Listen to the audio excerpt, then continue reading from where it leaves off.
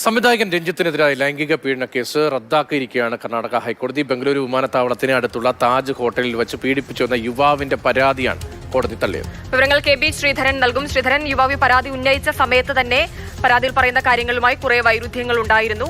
അത് രഞ്ജിത്തും ചൂണ്ടിക്കാണിച്ചതാണ്. ഇപ്പോൾ വിധി വരുമ്പോൾ കോടതിയുടെ നിരീക്ഷണങ്ങൾ എന്തൊക്കെയാണ്?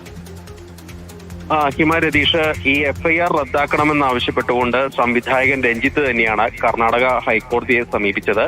നേരത്തെ ഈ വിഷയത്തിൽ ക്രിമിനൽ നടപടികൾ നിർത്തിവെക്കണമെന്ന് കോടതി പോലീസിനോട് ആവശ്യപ്പെട്ടിരുന്നു. പിന്നീട് ഇത് എഫ്ഐആർ റദ്ദാക്കണമെന്നാവശ്യപ്പെട്ടുകൊണ്ട് രഞ്ജിത്ത് ഹർജി മുന്നോട്ട് കൊണ്ടുപോയി.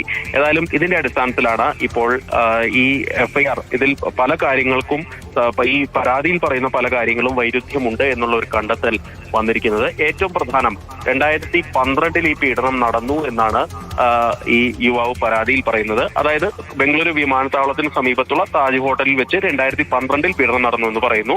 പക്ഷെ 2016 മാത്രമാണ് വിമാനത്താവളത്തിനടുത്ത് താജ് ഹോട്ടൽ തുടങ്ങിയത്, പ്രവർത്തനം ആരംഭിച്ചത്. അതുകൊണ്ട് തന്നെ ഈ കാര്യങ്ങളൊക്കെ പൊരുത്തക്കേടുകളുമുണ്ട്. പിന്നീട് വർഷങ്ങൾക്ക് ശേഷമാണ്, ഏതാണ്ട് 12 വർഷങ്ങൾക്ക് ശേഷമാണ് ഈ യുവാവ് പരാതിയുമായി മുന്നോട്ട് പോകുന്നത്.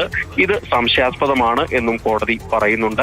ഏതായാലും രഞ്ജിത്തിന്റെ അഭിഭാഷകൻ ഉന്നയിച്ച വാദങ്ങളെല്ലാം അംഗീകരിച്ചുകൊണ്ടാണ് ഇപ്പോൾ ഈ കേസിലെ എഫ്ഐആർ റദ്ദാക്കാനുള്ള അനുമതി കോടതി, അല്ലെങ്കിൽ എഫ്ഐആർ റദ്ദാക്കിക്കൊണ്ടുള്ള ഉത്തരവ് കോടതിയുടെ ഭാഗത്തുനിന്ന് ഉണ്ടായിരിക്കുന്നത്. രഞ്ജിത്തിനെ സംബന്ധിച്ചിടത്തോളം എഫ്ഐആർ റദ്ദാക്കിക്കൊണ്ടുള്ള നടപടിയാണ് ഇപ്പോൾ ഉണ്ടായത്. യുവാവ് നൽകിയ പരാതി തള്ളിക്കൊണ്ടാണ് ഈ തീർപ്പ് വരുന്നത്. കെ.ബി. ശ്രീധരനാണ് വിവരങ്ങൾ നൽകിയത്.